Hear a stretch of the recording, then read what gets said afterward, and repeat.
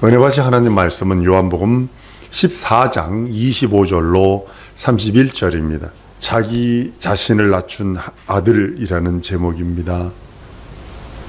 하나님의 아들은 아버지와 함께 계신 하나님 아버지와 함께 계신 하나님이십니다. 예수 그리스도는 태초에 말씀으로 존재하세요. 품속에 계신 하나님이십니다. 하나님 품속에 계신 하나님. 말씀이 아버지 안에 계시기 때문에 말씀보다 아버지가 크다는 것은 아닙니다. 이제는 말씀과 하나님이 동등하다라고 말씀을 해요. 여러분들 태초에 말씀이 계시니라, 이 말씀이 하나님과 함께 계신 이 말씀 곧 하나님이라는 이 말씀이 아버지 안에 계시기 때문에 말씀보다 아버지가 크다는 그런 뜻은 아닙니다. 그래서 말씀을 하나님이라 이렇게 표현하는 겁니다. 이건 신학교에서 가르쳐주지도 않는 내용들입니다. 아버지 안에 계신 예수는 아버지의 사랑하는 자요, 아버지의 기뻐하는 자라고 말씀을 합니다. 그래서 하나님은 자애의 하나님이세요. 하나님의 그 사랑을 받을 만한 대상이 누굴까요? 여러분 누구라고 생각을 하세요? 하나님의 그 사랑을 받을 만한 대상은 하나님 한 분뿐이 없어요. 근데 우리는 어떻게 하나님의 자녀가 되죠? 우리가 하나님의 사랑, 하나님의 기쁨이 되려면 하나님 안에 들어가 있지 않으면 우린 결단코 하나님의 그 사랑을 받을 수 없어요. 왜냐하면 하나님의 그 큰 사랑을, 하나님의 그 큰 기쁨을 유일하게 받을 수 있는 분이 누구냐? 하나님뿐이 없어요. 그걸 인간에게 택도 없는 소리예요. 근데 다만 인생이 그리스도 예수의 피로 거듭나고 죄 용서받고 구원받은 다음에 하나님 안에, 그리스도 안에, 예수 안에 있을 때만 하나님의 사랑을 받을 수 있고 하나님의 기쁨이 될 수 있는 거예요. 그래서 예수 안에 거하지 않으면 인생들은 절망이 나는 이유가 바로 거기 있는 거예요. 왜냐하면 하나님의 사랑을 받을 수 있는 대상이 하나님 자신뿐이었기 때문이에요. 많은 사람들이 하나님이 인간을 너무 사랑하셔서 아들도 죽이고 우리를 선택했어 라고 하면서 착각을 넘어 망각을 하고 있는 것을 보게 돼요. 아닙니다. 하나님의 그 큰 사랑을 받을 수 있는 유일한 대상은 하나님뿐이 없어요. 그래서 우리가 하나님 안에 들어가지 않으면 안 돼요. 우리가 진리 안에 들어가지 않으면 안 돼요. 우리가 그 언약 예수 안에 들어가지 않으면 그 사랑 받을 수 없어요. 품속에 계신 말씀, 이 하나님이요, 그 하나님과 동등하신 본체로서의 하나님이 예수 그리스도로서 하나님의 사랑을 받을 수 있는 유일한 대상이라고 말씀하는 거예요. 예수만이 하나님의 기쁨이요, 하나님의 사랑, 하나님의 사랑이요, 하나님의 대상이기 때문에 우리가 그에게 접붙임 받지 않고서는 결단코 그의 사랑 받을 수 없어요. 그의 피로 늘 음료를 삼고 그의 살로 양식을 삼지 않으면 우리 인생은 절망입니다. 하나님께서는 예수 그리스도를, 그 아들을 후사로 세우시고 하나님 품속에 있는 그 모든 권세, 영광, 그것을 상속할 자로 삼으셨다고, 세우셨다고 성경은 빌립보서 2장 5절로 11절까지 말씀을 합니다.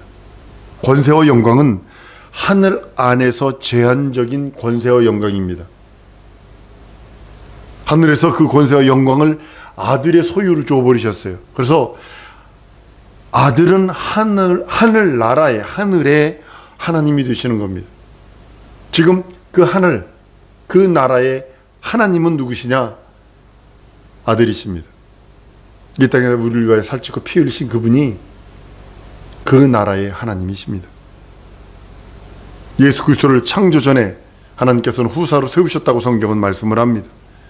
후사에게 모든 영광이라는 상속, 후사에게 하나님의 그 모든 것들을 상속하시는 그 상속자로 세우시고 예수 그리스도를 위하여 그로 말미암아 그로 인하여 천하 만물 만유를 지으셨다라고 성경은 여러 곳에서 선언하고 있습니다. 하늘도 예수 그리스도께서 예수 그리스도를 위하여 창조되었고 보이는 것들, 보이지 않는 것들 다 그를 위하여 창조됐고 그로 인하여 창조되었다고 성경은 선언하는 이유가 그것입니다. 예수 그리스도는 창조보다 먼저 계신 자요, 아버지와 함께 창조주가 되신 참 하나님이십니다. 많은 사람들이 아버지가 내 안에, 내가 아버지 안에, 이 말을 오해를 해서 삼신전자가 되고 있지 않나, 아니면 이상하게 그걸 잘못 해석함으로 인하여 이단들이 나오는 모습들을 봅니다. 하나님은 하나님의 아들의 창조주 되심을, 그 피조물들을 소유할 수 있는 후사, 소유할 수 있는 권리가 있는 소유권이 있는 자로 하나님께서는 그로 인하여 그와 함께, 그래서 우리 인생들은 한번 따라합니다. 그의 것이다. 여러분들이 그의 것을 인정치 아니할지라도 그의 것이에요. 인정해도 그의 것이지만 인정치 않아도 그의 것이에요. 여러분들, 독약도 효능 있죠. 그죠? 영양제도 효능 있죠. 그죠? 명심하셔야 됩니다. 내가 무엇을 먹어야 될지를. 독약도 효능이 있어서 사람을 죽여요. 영양제도 효능이 있어서 사람을 건강하게 만들어요. 마찬가지로 내가 그의 것이 되어 그에게 속해 있느냐 있지 않느냐 다 그의 것이에요. 근데 내가 그리스도의 공로 힘입어 하나님의 그 의를 힘입어 그에게 붙어 있어서 그의 사랑과 그의 기쁨이 되느냐, 내가 부정한다고 해도 그의 것이 아니거든요. 그의 것이거든요. 그를 위하여 창조됐다고 그랬거든요. 그래서 인생은 독약을 마실지 영양제를 먹을지 그건 선택해야 되는 거예요. 본인의 의지로 선택하는 겁니다. 피조물들은 하나님께서 하나님의 손아귀에 두셔서 지배권자요, 통치권자가 우리 주님이라고 성경은 선언하고 있는 것입니다. 아버지가 아들을 위하여 뜻을 정하셨는데 그 뜻은 그 하늘 후사로 세우시는 겁니다. 그리고 그 후사를 세웠을 때 인류를 창조하십니다. 그리고 아들은 고백합니다. 나는 하나님과 동등된 분이나 아버지와 동등됨을 취하지 아니하고 종의 몸, 천사보다 못한 종의 몸을 입고 와서 죽음을 경험하고 아버지가 살려주시는 그 부활로 그 나라를 상속하겠습니다라는 아들의 의지가 있어요. 그것을 영원전에 계획합니다. 그 계획을 진행시키세요. 그래서 예수 그리스도는 인류가 범죄함으로 인하여 그 생명을 흘려주셔서 그리스도가 되게 하시고, 자기 피, 자기 생명을 흘려주심으로 인하여 아들은 죽습니다. 기절한 거 아닙니다. 죽습니다. 아버지 뜻에 절대 복종한 그 아들을 무덤에 둘 수 없기에, 의로우신 그리스도를 무덤에 둘 수 없기에 하나님의 생명으로 살리셔서 부활 승천케 하셔서 그 나라를 상속하는 상속자가 되게 하셨다라고 성경은 말씀하시고, 모든 무릎을 예수 이름 앞에 무릎 꿇고 그 앞에 부종하게 되어 있습니다. 예수 그리스도의 순종과 복종은 성경이 말하고 있는 가장 큰, 예수께서 이 땅에서 하신 일 두 가지 있어요. 아버지 앞에 절대 겸손, 하나는 절대 복종. 이것이 예수 그리스도가 이 땅에 오셔서 우리들에게 보여주신 하나님의 의요, 이것이 종의 길이요, 이것이 구원받은 하나님의 자녀의 길이다 를 보여주신 것이 절대 순종, 절대 복종하시고 하나님 아버지 앞에 절대 겸손한 그 겸손을 보이시고 가신 분이 우리 주님이십니다. 예수 그리스도는 창세전에 이미 아버지 안에서 아버지께 영광을 돌리고 계셨던 분이에요. 하나님만이 영광이 충만하신 분이요, 하나님만이 영광으로 가득하신 분입니다. 스스로 영광이 충만하신 분이 우리 하나님이십니다. 아버지를 기쁘시게 한 자가, 아버지가 아들을 자기와 동등으로 삼지 아니하고 모든 영광을 하나님께 올려드려, 육체로 태어나심 자체가 하나님께 영광이요, 죽으심 자체가 하나님께 영광이요, 매맞으심 자체가 하나님께 영광이요. 하나님 아버지와 아들은 영광으로 분리할 수 없어요. 하나예요. 요한복음 17장 5절에 아버지와 창세전에 내가 아버지와 함께 가졌던 영화로서 지금도 아버지와 함께 나를 영화롭게 하시옵소서. 아버지와 아들은 영광이 분리할 수 없는 하나라고 성경은 선언하는 장면입니다. 하나님은 아들을 위하여 하늘을 창조하시고 하늘 나라를 아들에게 상속하는 상속자로 말씀을 합니다. 사복음서에서 성경을 읽을 때 포도원 비유를 잘 들어보세요. 그것이 하나님의 나라에 대한 비유거든요. 루시퍼가 어떻게 타락했느냐를 그렇게 보여주는 거거든요. 한 나라를 지었는데 포도원을 맡겼는데 종을 보내니까 때리고 죽이고 또 다른 종을 보내니까 때리고 죽이고 주인이 말하기를 내 아들을 보내면 저희들이 공경하리라. 그랬더니 그 포도원 지기들이 말하기를 이를 죽이자. 후사니 죽이자. 포도원밖에 내쳤느니라. 이거 예수 그리스도에 대한 거거든요. 하늘나라에 대한 그 예수 그리스도의 비유거든요. 자기를 낮춰 영원히 섬기는 종처럼 겸손히 낮아지신 분이 우리 예수님이라고 성경은 말씀을 합니다. 아버지 앞에서 영원히 순종하시고 아버지 앞에서 영원히 복종하시는 그 뜻대로 예수님 땅에 오셔서 그 뜻을 그대로 이루세요. 그러니까 천하 만물에게 심판하는 권세, 천하 만물을 심판하는 권세를 예수에게 주시고 아들에게 주시고 천하 만물이 예수 이름 앞에 복종케 하시고 그것이 하나님 아버지가 주신 권리며 특권입니다. 아버지는 아들에게 하늘을 창조해 주시고 하늘의 보좌에 앉히셔서 모든 권세와 영광을 아버지와 동등되게 하셨습니다. 하나님의 아들은 제한된 하늘 공간에서는 하나님과 동등한 권세와 영광을 가진 것입니다. 예수 그리스도는 하늘에 계신 하나님이라 칭하는 것이 바로 그것입니다. 그 아들이 하늘에 계신 하나님. 여러분 우리가 갈 그곳입니다. 요한복음 14장 1절서부터 말씀하는 그 나라, 내가 가서 너희를 위하여 예비하면 와서 우리를 영접한다고 하는 그 나라, 거기에 하나님이십니다. 하나님은 하늘을 초월하시고 하늘보다 더 크시고 그렇지만 하늘에서만큼은 하늘의 하나님이신 하나님의 아들 안에 계시는 거예요. 아버지가 내가 아버지 안에 창세 전 영원 전에는 예수 그리스도가 아버지 안에 계셨고 이 땅에 성령이 예수께서 공생애를 시작하니까 아버지가 내 안에 이렇게 말씀하시는 거예요. 하나님의 아들을 초월하지 않으세요. 하늘에서도 아버지가 아들을 초월하지 않습니다. 하나님의 영광과 권세를 공유하신 분이 아들과 아버지가 동일하게 공유하신 분이에요. 하나님은 영원하신 하나님이십니다. 하나님은 아들을 위해 하늘을 창조하셔서 하늘에 창조된 것으로 시작된 날이 있지만 그렇지만 그 하늘 3000층 그 하늘은 영원한 것입니다. 하나님의 시작은 우리는 보지 못했어요. 그러나 하나님의 끝은 볼 수 있어요. 어떻게 하냐면 그와 함께 하면 그의 끝을 볼 수 있어요. 왜냐하면 영원이거든요. 그 하늘나라를 창조하셨는데 그 창조한 그 하늘나라 시작한 언젠가 있어요. 그러나 그 시작한 날은 있지만 그 끝은 영원이라는 하나님의 속성이 그 나라에 있다고 성경은 말씀을 합니다. 하늘이 우주에 비해 어마어마하게 큽니다.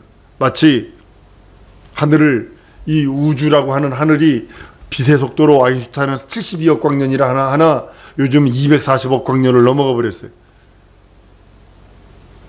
빛의 속도로 30만 킬로미터요? 눈 깜빡할 사이에 지구 7바퀴 반 돈다는 그 속도로 지금 자꾸 이제 합니다만 그러나 이 우주가 아무리 크다 할지라도 하나님 그 하늘에 비하면 농구공보다 더 적을 수도 있고 물방울만 할 수도 있고 우주가 아무리 커도 아버지보다는 클 수가 없고 그 하늘보다는 크지 못합니다. 하나님은 아들을 위해 하늘을 지으시고 보좌에 두셨어요.